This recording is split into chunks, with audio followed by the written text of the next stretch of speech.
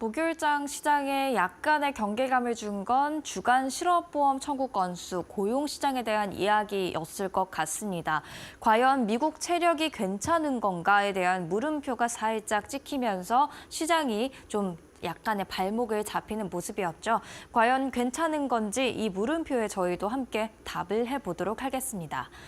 일단 미국의 성장률부터 한번 보시죠. 지금까지 강한 성장률, 정말 나홀로 성장하는 미국이었습니다. 미국의 분기별 GDP 성장률 함께 보고 계신데요. 지난해부터 4.4%, 3.2%의 상승률을 기록하더니 올해도 1분기에는 1.6%의 상승률로 다소 상대적으로 부진한 그런 모습이었지만 다시금 3%대 그리고 3.1%의 상승률을 기록하는 모습이었죠. 그만큼 사실 1.6%도 적은 성장률은 아닙니다만 계속해서 강한 상승세 이어가고 있는 게 바로 미국의 경제다라고 이야기를 할 수가 있을 것 같습니다. 그리고 3분기까지 이렇게 잘 나갔는데 4분기에도 미국 경제는 강할 것으로 예상이 되고 있습니다. 애틀랜타 연은이 GDP가 어떻게 성장할지 예측하는 그런 자료가 되겠는데요. 4분기 미국의 경제 성장률 전망치, 지금 애틀랜타 연은이 추정하기로는 3.1%의 성장률 기록할 것으로 예상이 되고 있다고 합니다. 그만큼 3%대의 성장률을 2분기, 3분기, 4분기에도 이어가는 정말 초고속 성장을 미국은 하고 있는 겁니다. 그리고 소비 시장도 한번 들여다볼까요? 사실 미국 경제의 거의 70%가 소비로 이루어지고 있기 때문에 소비가 강하다면 미국의 경제 체력 또한 강하다라고 해석을 해볼 수가 있겠는데요. 이제 막 연말 소비가 끝났죠. 연말 쇼핑 시즌이 끝난 가운데 마스터카드가 카드 지출 내역을 통해서 소비를 분석을 했습니다. 그렇게 분석한 결과 전체 소비가 자동차를 제외한 전체 소비가 전년 대비 3.8% 증가했다고 합니다. 이게 작년의 상승률 3.1%보다 크게 그래도 0.7%포인트 높아진 수치고요.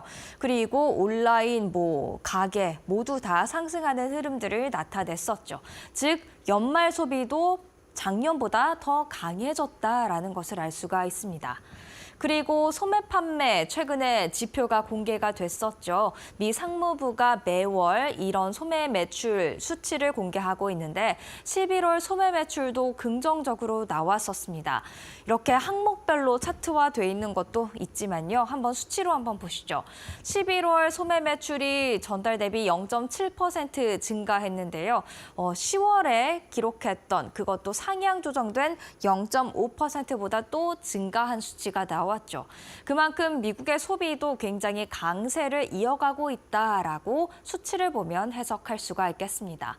즉, 소비까지 보면 미국의 경제 체력 아무런 문제가 없는 것처럼 보이죠. 하지만 조금만 자세히 뜯어보도록 하겠습니다. 일단 조금 전에 보셨던 차트입니다. 보시면 검정색이 전체 소매 매출을 의미하고요. 그리고 이 회색 선이 자동차 소매 매출, 그리고 이 하얀색이 자동차를 제외한 소매 매출을 의미합니다. 즉, 이 차트를 보면 전체적인 소매 매출 0.7% 증가했을지라도 그 대부분은 자동차 덕분이었다라는 것을 알 수가 있는데요. 이 자동차도 돈이 남아 돌아서 사는 게 아니라요. 분석에 따르면 최근에 미국을 강타했던 허리케인으로 인해 자동차를 잃어버린 사람들이 많기 때문에 자동차 수요가 늘면서 자동차 매출도 함께 증가했고 이 자동차가 전체적인 소매 매출을 끌어올렸다라는 분석 나와 있습니다. 그리고 조금 전에 보셨던 마스터카드의 그런 내용이 되겠습니다. 물론 전년 동기 대비 3.8% 소비가 증가하면서 작년에 기록했던 3.1%보다 더 많이 가파르게 소비가 증가하긴 했습니다만 어디서 증가했나 살펴보면요. 온라인에서 그 증가율이 높았습니다. 가게보다는 온라인에서 6.7% 많은 소비가 이루어졌는데요. 이 말인즉슨 온라인에서 저렴한 상품을 찾다 결국엔 온라인에서 이렇게 소비를 하는 사람들이 많아졌다라는 것을 의미하게 됩니다. 또 한 가지 더 자세히 뜯어볼까요? 이것은 월스트리트저널의 보도가 되겠는데요. 이번 연말 쇼핑 시즌에서 어떤 가구에서의 소비가 많이 늘었고 줄었는지 그런 분석을 해놓은 것을 토대로 기사를 작성한 이야기였습니다. 골자는 이렇습니다. 소득이 10만 달러 이상인 가구는 소비를 더 많이 했지만 그 이하에서는 소비를 오히려 줄였다라고 통계가 나왔죠. 그리고 10만 달러라는 게 조금은 애매할 수 있어서 그 기준점을 찾아봤는데요. 작년 기준으로 월 소득이 10만 달러 이상인 가구 비중은 약 40%라고 합니다. 그러니까 40%의 가구에서는 소비가 증가했을지라도 그 아래 60% 정도의 가구에서는 소비가 오히려 줄었다. 즉, 조금의 돈이 있는 사람들만 소비를 늘렸지 전체적으로 다 는 것은 아니다. 어딘가에서는 경제 체력에 구멍이 뚫리고 있다라는 것을 확인을 할 수가 있는 세 가지 요인들이었습니다.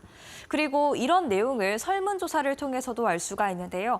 미시간대가 소비자 심리지수를 매월 이렇게 평가를 하고 있죠. 상위 30%는 계속해서 그래도 양호한 소비 심리지수 이어가고 있습니다만 중위 30% 그리고 하위 30% 보시죠. 이런 소비 심리지수 조금 반등하긴 했습니다만 여전히 낮은 수준을 유지하고 있다라는 것을 알 수가 있었습니다. 그러니까 정말 고소득자들만 소비를 하고 있는 그런 미국, 고소득자들이 소비를 통해서 미국의 경제 성장을 이끌어가고 있는 게 아닌가라는 생각을 해볼 수가 있는 것이죠. 여기에다가 약간의 경고음을 울리는 지표 한 가지가 더 있었습니다. 바로 밤사이에 나왔던 주간 실업보험 청구 건수가 되겠는데요. 신규 실업 청구 건수 변화량 1,000건, 전주 대비 감소하는 모습을 보였습니다. 즉, 새롭게 실업수당을 청구한 사람들이 전주 대비 감소했다라는 게 되겠습니다. 하지만 4주 평균을 보면요. 1,000건 오히려 증가하는 모습이었고요. 그리고 더욱더 문제가 된 건 2주 연속 실업수당을 청구하는 계속 실업수당 청구 건수가 되겠습니다. 전주 대비 4만 6천 건 증가했을 뿐만이 아니라 2021년 11월 이후 최고치를 기록하기도 했죠. 3년여 만에 계속 실업수당 청구 건수가 최고치를 기록했다라는 건 그만큼 3년 내 가장 일자리를 찾기가 힘든 시장이 되고 있다라는 것을 의미하기도 합니다. 계속해서 이렇게 계속 실업보험 청구 건수가 증가하는지는 지켜볼 문제가 되겠지만 지난주 데이터만을 딱 놓고 보면요. 지금 고용시장도 약간의 불안감이 감지되고 있다라고 해석해 볼 수 있는 여지를 남긴 것과 다름이 없죠.